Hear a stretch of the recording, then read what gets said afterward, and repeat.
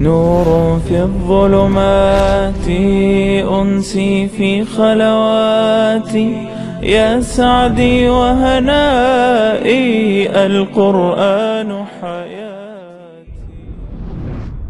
وأوفوا بعهد الله إذا عاهدتم، ولا تنقضوا الأيمان بعد توكيدها، وقد جعلتم الله عليكم كفيلا، إن الله يعلم ما تفعلون.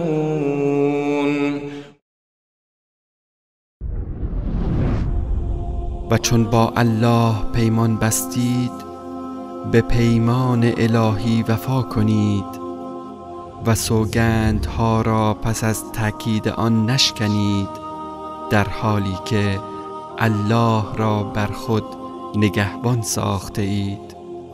بیگمان الله از کردارتان آگاه است.